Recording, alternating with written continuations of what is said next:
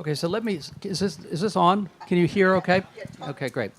First of all, a couple of shout-outs, and you may do your own shouting out, but to Sue Ellen Lazarus and to all of you who have put this festival together, it's been fascinating to see it grow over the years. May it continue growing. I mean, this is becoming a major literary festival, and I go to a lot of them. This is as well run as any I've been to around the country, so props to all of you.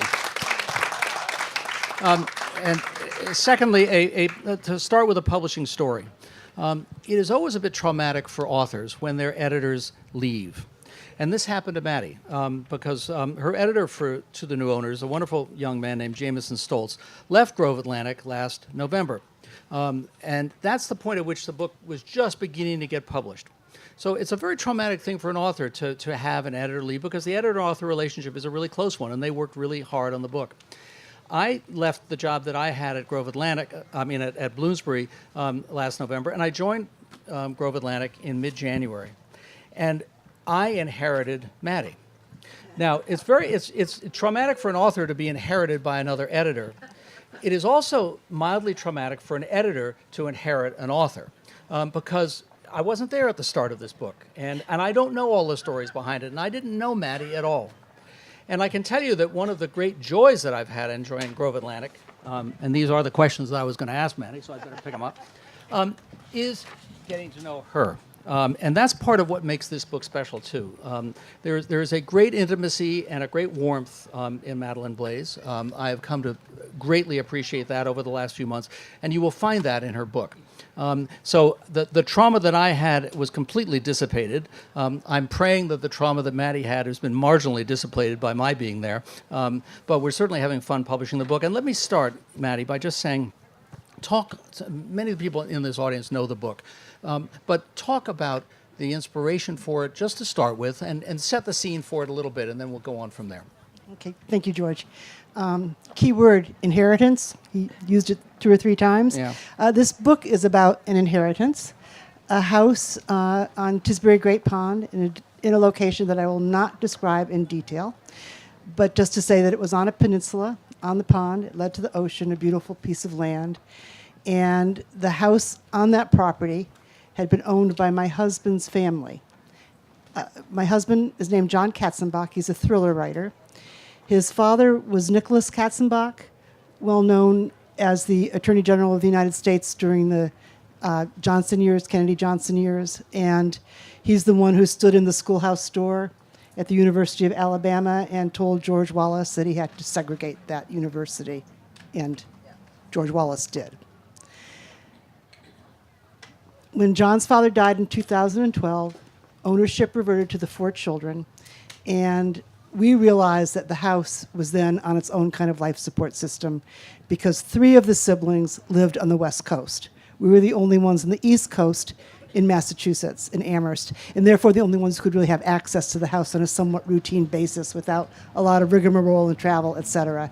And the others all, frankly, just wanted to cash out, take the money, use it for all the mundane things that most of our money goes to, which is back taxes, college loans, mortgages, this and that, maybe helping your kids with a down payment, whatever. And that was that. So once the house was in the market, we knew that we were going to lose it. And in fact, in the summer of 2014, some people made an offer that, as a friend of ours said, a friend who was an editor at Fortune magazine, Mr. Market has spoken. The offer seemed fair and square. Family accepted it, and the house was about to be sold. John and I because we were on the East Coast, we were the ones left holding the bag, so to speak. So that entire summer, which was a very fraught summer for the world, I have a paragraph in here, a couple of paragraphs about all the terrible things that summer, up to and including Robin Williams' suicide and the immigrant children being warehoused in Texas and planes shot over the Ukraine. It's the usual despondent landscape that we seem to live with these days. Just it happened to be that summer's version. So I knew that, the world was in turmoil, and yet I was feeling this avalanche of mixed feelings about this process and thought I was maybe being a spoiled brat. Like, why did I feel so bad? Or was it bad to feel so bad? And finally I thought, no, this house and the summers we had spent there, which was 2 weeks every summer, 14 days that I usually managed to parlay into 17, by greeting other people who were coming in and making sure they had a couple of meals and got a couple. You squeeze an extra day or two, but it was 2 weeks every summer for about 40 years, and I just felt that it had for us this enormous meaning. It was a place, a dependable riff in our lives, the place where we kind of were better than usual, better than our usual selves, maybe more joyful, more open to nature, more open to just slowing down. It was an unplugged house. In fact, when the Katzenbachs first bought the property, on it was one of those old fishing shacks that were used by sea captains in Edgartown when they wanted to get away from their families. They'd go out to Tisbury Great Pond with a gun and some booze, and they'd shoot the geese. And there may have been a girl or two involved from time to time, who knows. Anyway, that shack was the original property. It got torn down. In '78, a new house got put up. Still modest, no electricity. There was running water, no washer, no dryer, no television ever. A portable radio that sometimes got scratchy sounds about the Boston Red Sox late at night that people would listen to. So it was a very calm and calming place. And I wanted to capture that. I wanted somehow words to replace what I was going to lose in fact. And so that was part of the impulse to write the book. What's it like and talk a little bit about what it's like to write about memory.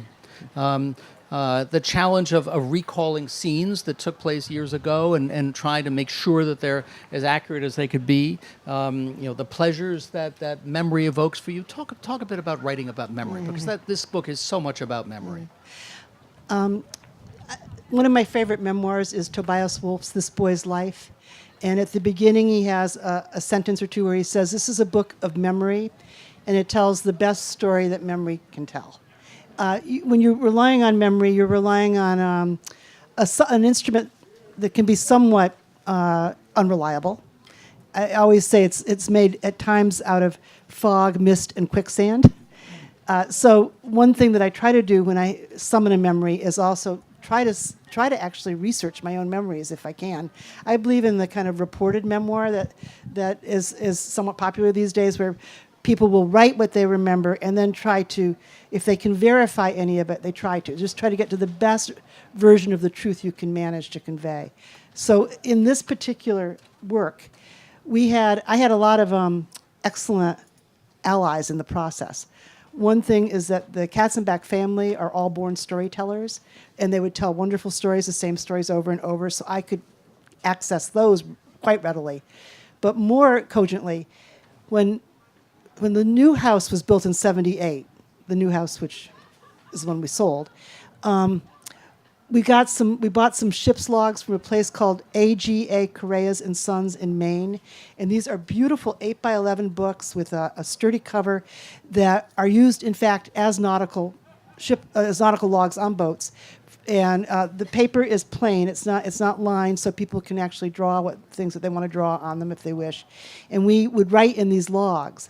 Some of the entries were complete drivel, or as someone put it, cheesy teenage blah. And odes to the flora and the fauna, and I've never seen a more beautiful day, or whatever. Okay, but then other people really amped it up and wrote either beautiful things or just captured a quote or a moment or a recipe or something that became almost like a Madeleine, like a wafer, that you just look at these words, these few words, and they would just bring back an entire, say, funeral service for a beautiful woman who died too young, that kind of thing. And I use those logs to inspire me to remember scenes that had happened long ago. And those logs also contained operating manual for the house, which is pretty funny, actually, because every house is quirky and has things that you probably don't want people to discover, but they need to know about. Yeah. So, well, this house, I don't know. The houses in the vineyard vary from places that are really quite sturdy and posh to places that are really kind of sketchy. I mean, this house reverted to nature in some ways. It was weather beaten. It was really beaten by the weather, and it seemed no matter how hard we tried to fortify it and to repair different items in it, we never got ahead of the game. And part of the problem is, though, that everyone in John's family basically are word people, therapists, lawyers, writers, the kind of people that can't really figure out how to fix things. Actually, one of our frequent guests is in the audience right now, Peter, who actually knew how to fix things. One time he fixed a Volvo in the driveway that wouldn't start. That got pages and pages of the log. Someone had actually come to the house and fixed something. So. If you can recall, other than your family, and I want you to talk about in particular Lydia later, but if you could recall 3 memorable people you've met on the vineyard, apart from your family, who would they be, and can you tell a vignette about them? Okay. All right, I'm just gonna free associate a little bit. Free associate.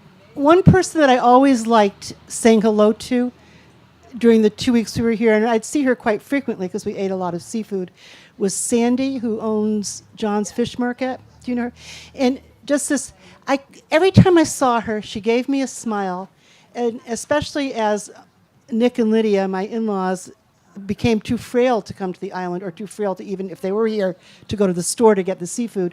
She always asked about them with great kindness.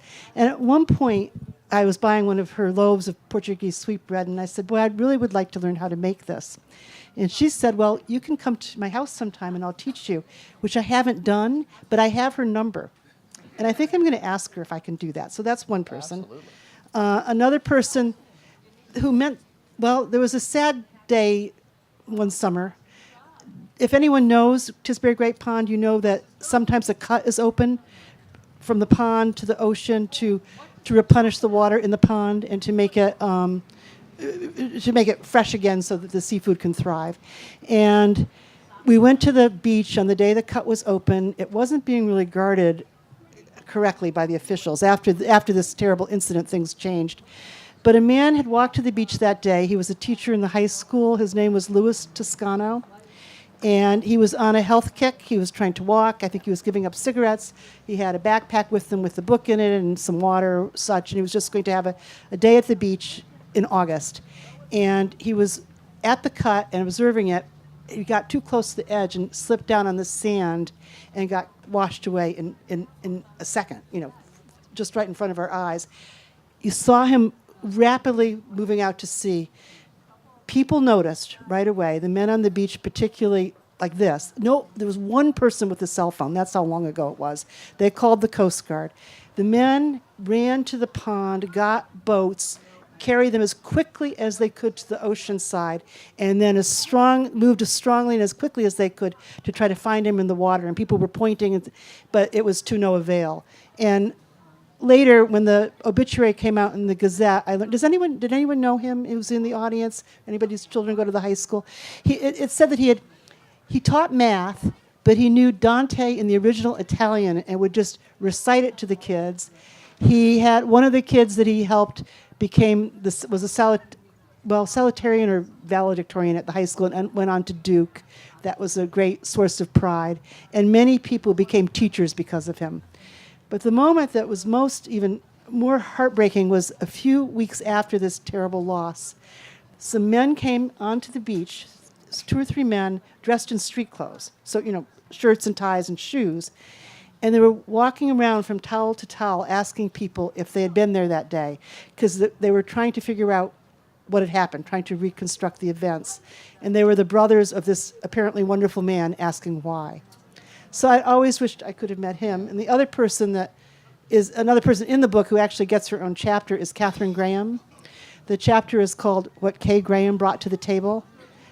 Catherine Graham was on the island, as I'm sure some of you know, for many, many years in a house called Mohu in Lambert's Cove.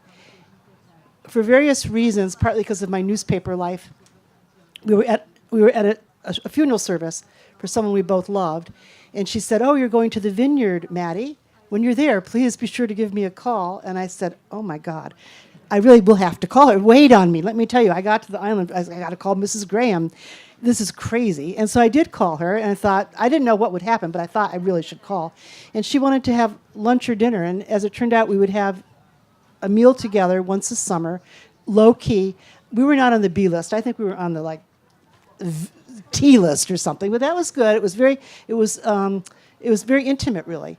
And I found her to be a very engaging person who seemed to particularly want to engage with people of all ages.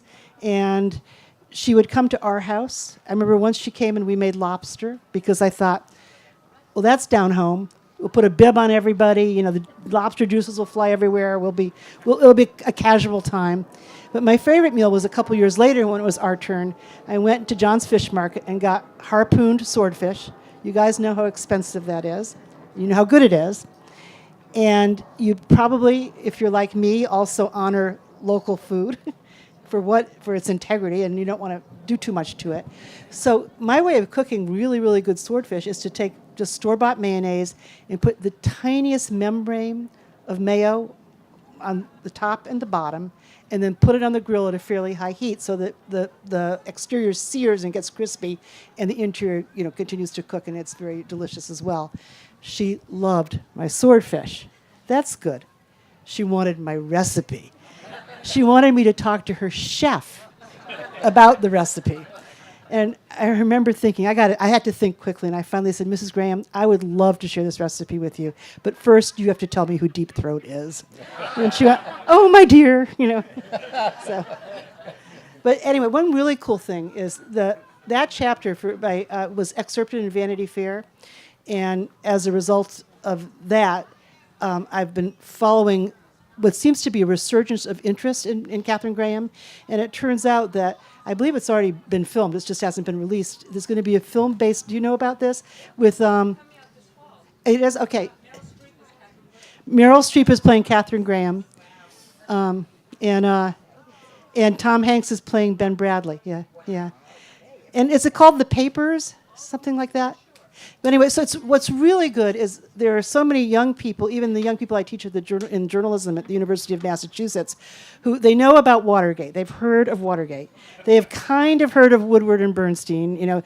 Sometimes they say, "Is that a musical comedy team?" They're not always sure, but a lot of them have not really at this point, unless I've stood on my head, heard who Katharine Graham is. So she's going to get a nice a new audience, which will be good. So in that Vanity Fair, I don't know if any of you saw the excerpt of Maddie's book that was in Vanity Fair, but there's a fascinating photograph, a celebrity photograph of people who were on the vineyard. One of whom was in that photograph was Alan Dershowitz. So I have to ask you to tell the Alan Dershowitz story because it is a howl. And anyway, so over to all you. right. So did anyone go hear Scott Simon earlier today talking about the Cubs? Yeah, he interviewed me for Morning Edition, which is. Really, it was a wonderful thing to have happen. I was very excited about that. You don't go into Washington for that. You go to your local NPR station, and they set you up in a studio, and it all. You guys have probably done this. I mean, it's the Vineyard. Everyone knows NPR by heart. He's talking about the book, nice questions, this and that, and finally he comes to this paragraph that he starts reading, and he's reading it at length, and it's a list of celebrities that people had said they had seen over the years while we were here and written about them in the log. Just saying they'd cited Patricia Neal, the actress, in Vineyard Haven, Meg Ryan dining, JFK Jr. buying a donut at Humphreys on his bicycle. Just this, this person, that person. And finally, it said Alan Dershowitz on the nude beach on his cell phone. And while this guy is reading this to me, I'm thinking, this is a sop of a paragraph. It really is not, it's just listing celebrities. It's not even, I just had it in there because I felt I had to have something about celebrities, And where is he going to go with this? And he said to me, on the interview, he said, I'm just so curious. After Alan Dershowitz got off the phone, where did he put his cell phone? And I'm thinking, good Catholic girl, I can't even answer that question. So all I said was, I only observed him from a distance. So jumping back in time, before you knew John, you came to the vineyard at one point before you knew John and his family. What was your very first memory of the vineyard? Can you remember what you first took away from that first visit to the vineyard, and does that still exist? Well, actually, the first time I came to the island was in the early 70s as a newspaper reporter. And I went to a party that was in honor of a book by Barbara Tuchman, who was a pro-environmentalist and was writing a book that was getting great notice. It was a typical vineyard book party, though I didn't know it at that time. Lots of white wine and lots of opinions. and lots of people who were very prominent. And some of them I hadn't even heard of. Some, of course, I had, but I was trying to get their names straight and not act too dumb. But the great coup from my point of view was that at one point someone my age showed up who I recognized. It was Carly Simon, and she came in, she was pregnant, I think with her first child. And what I remember she said, because I took it down and put it in the piece that I wrote, was, "I can't believe it. It took forever to get here. There was a traffic jam at 5 Corners," as if that, because it had never happened before, but at that point in the history of the island. So I wrote that down, and while I was writing it down, I kept thinking, I can't wait to go back home and tell everybody I interviewed the "You're So Vain" girl. So. Now that you don't have this house and you don't come here every year, does the vineyard seem different to you in any way? I mean, you've been away from it now you haven't had the house for 3 years. You've come back, not irregularly, but does the vineyard somehow seem different because you don't have that firm linkage? I feel that the purchase on the island is gone, literally. The house is gone. But psychologically, I feel very confident here, and I like it. The feeling that I know how to do the ferry. I know how to go to get the rental car. I know how to find these roads. I know where Menemsha is. I know that when people start giving you directions and they say, "Well, turn at the red mailbox," you go, "No. There are millions of red mailboxes. Find another marker." So I feel as if when I'm on the island, that I have a certain expertise that has not vanished, and I'm grateful for that. And I have great memories and love of the island, as everyone here does. I think that goes without saying. Can you talk a little bit about the writers who inspire you? You mentioned Toby Wolfe's memoir earlier. And also maybe in the process, talk about the writing of memoir versus other kinds of writing, because you're also engaged in doing research on a biography, I know. There's journalism in your future as well, and has been in your past. Talk a little bit about the different styles of writing and those people who have influenced you. Well, I'm a great fan of memoir because I think it's where so many roads converge. Memory, desire, reporting, narrative, journalism. It is all those things at once. It's a lot of poets and essayists turn to memoir for a kind of truthful version of reality. But in terms of writing, I'm a nonfiction writer by trade and training. However, I really like to read novels, and the book that I'm reading really carefully right now is a book called The Ninth Hour by a woman named Alice McDermott, who is based in Washington. She teaches at Johns Hopkins and is a wonderful writer. And I really like, my thing is, I really like careful writing. I like books that are perfectly alive, even at the sentence level or the word level. So that's what I look for in what I read. Yeah. I'm always interested in the craft of writing, and I despair of writing anything at length myself. I find it challenging to write 2 paragraphs of catalog copy and make them really good. So I am hugely admiring of authors who can put tens and tens of thousands of words together. What is it that scares you about writing? Is there anything that is when you sit down to this is not a blank page, but let's assume that was a blank page and you're trying to fill it. Does anything scare you in that process? Well, I don't know about. I know there are other writers in this room, and I don't know if you feel this way, but I do. But sometimes I feel a little bit of despair when I write something and I realize I've made the same mistakes over and over. And it's okay because I have time on my side, I can fix them. But I actually get scared about using adverbs. Shouldn't use adverbs, basically. So if I see myself using adverbs or a weak adjective or over and over the construction there is, there was, or anything that feels like a false note or clumsy note, I think I'm too old for this. I should be able to do this really smoothly. And often, especially in my first drafts, they're pretty messy. So I think that's one of the things that I find the hardest in some ways, is just always feeling that you have to do your personal best, and it's not always easy. What's your writing process? I mean, do you write obviously on every day or almost every day when you're involved in a book? But do you try to get a first draft down very quickly and then massage it from there? Gay Talese, for example, is sort of famously says he will write 2 pages a day, and then he will not move on to the next page until he feels those 2 pages are perfect, which may explain why he's about a decade late on his new book. But what's your process? Do you want to get it all down once and then look at it and revise it, or do you edit as you go along? I do both. There's a phrase that I heard a writer say years ago at a conference like this, who said you have to be able to tolerate the ambiguity. And that means you have to me, it means you have to be able to tolerate the ambiguity, just you're not sure of what you want to say. You have to be able to tolerate that you're not saying it correctly. You have to be able to, at the end of the day, think you accomplished something, and then know the next morning when you go back to look at it that it wasn't what it should be, and you have to say, okay, I have to detangle this, I have to change this around. But you have to be able to revise. I think that's the big thing, and with someone like A. Talese or the writers who have to make it word perfect to go on, that's a really slow writing process, and I'm glad that I'm capable at times of being way sloppier than that, because there's more you have more to play with if you've just produced pages, even if they're not very good. You could produce pages and pages, but there's maybe one phrase that you end up saving. You go, okay, well that was a yield, There are, I know, writers who feel that the advent of the personal computer, i.e. being able to write on a computer, has made writing easier and also longer. In other words, you put down everything so quickly, where David McCullough, for example, still writes on a manual typewriter, and which is a harder thing, obviously, to manipulate than a computer. Do you write by hand at all? I know some writers who still like to write out by hand, at least write out difficult passages by hand and sort of work through them that way. No, but I do. I don't really write by hand very much. However, I do keep a calendar, which is hardback, and it has the days in pretty big blocks. And sometimes, if there's an overheard quote or something that occurs to me, I'll keep it as part of a daily diary. And so I do have notes that I take by hand. Yeah. That I use from time to time and go back to.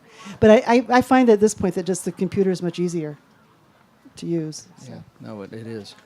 You mentioned Lydia. I want to just please, say something. I was about to ask you that. I just want to say a little more about my husband's family versus mine, because it might explain maybe some of the feeling I had for this place and for this time. John and I come from very different families. His was, as I said, very prominent, father very accomplished. His mother was also accomplished in her own right. She came from an old family, the Stokes-Phelps family. 2 old families, really. Her family used to go to the Adirondacks, and one of her relatives, a great uncle or something, invented most of the rules for international yachting competitions. And at one point, I remember learning that and just hearing John's brother, the lawyer, say, "Most? Why not all?" There was a sense of privilege in that family. Lydia rebelled, John's mother, and as I always say, she was like FDR. She couldn't wait to be a traitor to her class. When she was 8 years old, she got a school report in which the teacher wrote, "Lydia is a natural leader, but in the wrong direction." A report that thrilled her. It happens that today is her 95th birthday. On her birthday, in the old days, especially when she was still feeling much more vital than she is right now, she would give up something she didn't like doing. So it was like Lent in reverse. Whatever it was, if she didn't want to go to big dinner parties or something, whatever, I don't know, it could be anything. And you never knew what it was going to be. In the logs at one point, there's a lovely little, I love this particular passage. She praises Marilyn Robinson's Gilead. Is that what you say? Gilead, yeah. Gilead. And she said, she was sort of somewhat anti-religion, so she said, "Who would have believed it? A whole novel told in the voice of a minister, the voice of God throughout, and it's absolutely terrific." So she loved that book. She would always have interesting takes on the world. When I met John's parents, I expected to be intimidated by his father because of his father's dossier. But his father was kind of a teddy bear, kind of a mild-mannered man who really wanted people to feel comfortable. He did radiate gravitas. So if you asked to say, "Please pass the butter," it was really good if you could also maybe talk about the Constitution or some recent headline at the same time. You didn't want to waste his time. But Lydia was what you would call a force of nature. And one of the chapters in the book is about her. And what I always say is there's an old saying that I picked up somehow from William Butler Yeats that no man shows a greater courage, a more reckless courage, than to enter the abyss of his self and write about himself. I would say that no woman shows a greater, more reckless courage than to write about her mother-in-law when she is alive, sentient, and capable of revenge. So this particular chapter was one of my favorites to write because I felt that I'd been given the gift of time to see her in the round and to try to understand her much more clearly than when I was simply intimidated by her or trying to hold my own, with her or against her or whatever. And there are two pieces of writing of hers that are in the book. One is a letter she wrote to my son when he was about 8, when he wanted nothing more than a BB gun. So then when his parents said no, he went to the grandparents. That's the Supreme Court for kids, tries to get an appellate ruling on it. She wrote the most beautiful letter trying to understand what it would be like to be an 8-year-old boy wanting this more than anything and not really being able to get it and how you deal with that. When she was in Washington, she was a famous hostess and much desired. It was very desirable to be on her guest list. One time she had dinner for Princess Margaret, and the reason that came about was Princess Margaret's people asked the State Department to go to a typical American family, as if these were the typical American family was my family. I came from a family of 6 kids, and this wasn't particularly typical, but my father died when I was 5, so my mother had 5 kids, 8 and under, and was pregnant. I always say he died suddenly of cancer, which is really what happened in the early 50s. But we were, I come from what I call an all bets are off childhood. We worshiped the Kennedys. The Katzenbachs knew them. When my husband was young, he got to go to see PT 109 at the White House, just with a group of, young Kennedy kids or whomever. We would honestly live to go to the basement at the Immaculate Heart of Mary Church for the all-you-can-eat spaghetti dinner. So different kinds of childhoods. And with Lydia, because of her upbringing and the privilege that she had, she could have just sailed through life as a hostess and just had that life. But something hit her, and I don't even know what it is exactly, but towards the end of the 60s, she went into psychoanalysis, and it deepened her and caused her to want to become a lay psychoanalyst, which means that you have extensive training, but you're not a doctor. So she ended up being a therapist. And one of the letters that I quote of hers in the book she shared with me without any obviously identifying details, was to the parents of a young child, a girl, college age, who'd come back from a year abroad, a semester abroad, and was really done in by drugs, something bad. And the letter addresses these parents and says, you must look at your child as the whole person. Because if you look at the child as a disaster, catastrophe, that's what gets mirrored back to this young person, and that's what they internalize. You must remember them in their fullness and their glory. And this letter, one of the people who helped me copy edit the book, had a relative who is in Narcotics Anonymous because of a relative suffering through heroin addiction. She brought this letter to the meeting, and basically it got Xeroxed by everybody. They loved it so much. So there's a real wisdom in this woman who would have been easy enough for me also to dismiss as someone who'd just been lucky in life and, had her husband an attorney general, gave parties in Washington for Princess Margaret, had a house in the vineyard, but there was so much more there. So that was one of the real thrills of writing the book. Well, a couple more questions, and then we'll throw it open to you guys. So switching gears a little bit to your professorial life. You teach journalism on a regular basis, and so you're encountering young people wanting to get into the business that is more and more being labeled as fake news. And an industry that somebody might think is not worth entering today. And yet, I remember you were saying yesterday at the panel that you were enormously impressed by the students that come into your door. To talk a little bit about them and where you feel, they may be able to take journalism in the years to come. I teach journalism at the University of Massachusetts in Amherst, and as I said yesterday, is a UMass person? Yay! 3 years ago, we actually did get a new building. No one ever gets a new building. Ever. But I hung in there, and I got a new building in my work life. And so we have this fantastic state-of-the-art building with, really good broadcast studios for the kids and perfectly wonderful computer labs, et cetera. And we are attracting kids who are extremely fierce. They self-select. They really want to change the world through journalism. They believe in it. They believe in the process. They're 100% for the First Amendment. They're taught ethics. They're taught media literacy. They're on the ground. They've got good jobs. They have internships. They're working on the student media. So they are very inspiring, to say the least. I also teach, if anybody here is ever thinking about wanting to write a book and needs help with it, I teach at Goucher College in the low residency MFA program, and people who are out of college at different stages of life, up to and through their 70s, apply to this program. And if they get in, they come for 4 semesters, 10 days on the ground, and then work with a different mentor, 4 semesters in a row. And at the end, they have a thesis, which is also hopefully a book. So I do that as well. So I don't spend all my time writing. I'd be crazy if I did, because then you have to spend all your time thinking about what people think of your writing, which is really the path of madness. So I like teaching too. It gives me a nice firewall and gives me something to give. I feel like I'm giving back. And as people keep looking at me and saying, "Have you retired yet?" And I just say, "I will," but I just keep forgetting to turn in the paperwork. Yeah. So. Questions from any of you? I know what that is.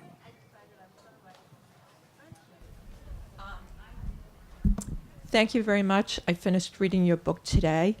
I savored it. It was fantastic, and it caused me to have some wonderful conversations with my family. We rent, we don't own. And I asked at dinner just before my 30-year-old son just turned 30, was returning to Manhattan. I said, what is it about the vineyard for you? We didn't write logs, but I wanted to know. We used to just spend 1 week of each summer here. And he said, where else can I be where I can suddenly be 10 years old again? And I'm listening to you talk. I was reading your book. I have tears in my eyes because it was very moving. And I was on the beach with my cell phone making a list of all the story Presumably you didn't headings. see Alan Dershowitz there. No, she wasn't on the nude beach. No, thank goodness. But All of us feel that way. I made a list of sort of the chapter headings if we had a family log, and it's just enriched my experience and my time here. And I cannot thank you enough Well, for this beautiful book. Thank you so much. I want to just say, one of the young people, that's very, very beautiful, thank you. One of the young people, very young, wrote in the log, maybe a 10 or 11-year-old at one point, "Thank you for letting me visit. While I'm on the vineyard, I'm having the kind of childhood people had before I was born." That's all. Hi, Maddie. When I went to journalism school at UMass, and I was inspired by Woodward and Bernstein. And I wanted to follow up on one of George's questions about journalism today. Do you see a resurgence of interest in journalism, given some of the great work that's being done now by the Times and the Post and all that's going on? Absolutely. I think, it's one of the ironies, unintended consequences. Trump will probably restore journalism to its rightful glory more than any other force. So we will be grateful to him when he's out of office, and we can look at it from hindsight and just be happy with how things have changed. But I really do think that he's bullies everybody, but the bullying of journalists, I know somebody who's a journalist who works for Politico, who is very, like a lot of reporters, sees through the process on both sides, but ended up voting for Hillary. Didn't really like her very much, but he really hated the way Trump's people would taunt reporters. And at one point, I think they were yelling at him, "How many shekels does your boss pay you?" This kind of thing. Just like mean, stupid, evil things. And he ended up, he didn't love Hillary at all, but that she got his vote because he just felt that the rancor is it's beyond measure, and it is creating a fuel amongst young people and even people my age to try to keep the fires flaming for good journalism. Hi, just curious if you had read, I can't think of the author's name, but The Big House. Yes, George Colt. Yeah, thank you. And if you had taken any inspiration from that book before you started yours, and then once you started yours, if you took any guidance from the way he shaped that book. George Colt wrote The Big House. It's about a house on the Cape that was in his family for over 100 years. A big cottage, kind of with lots of annexes and secret rooms and lots of Brahmin Boston history attached to it. And actually, I had started writing about the vineyard long before I wrote this book, and I know George, and I remember when his book came out thinking, well, that's it. That's the book. But it's on the, first of all, it's the Cape. It's not the vineyard. We know they're not the same. And his is a really wonderful social history of his family, partly. And that was not, I would say that this book is a lot about the vineyard and a stealth memoir of my husband's family, but not a social history of his immediate family. Yeah. And here's an interesting twist on George Colt, who gave a wonderful quote for Maddie's book. And I got an email from him one day, and he said, "Are you the same George Gibson that taught me tennis 35, 40 years ago up in Franconia, New Hampshire?" And indeed I am. I mean, a lot of circles in this business. You can now see why I feel so grateful to have inherited Maddie Blais.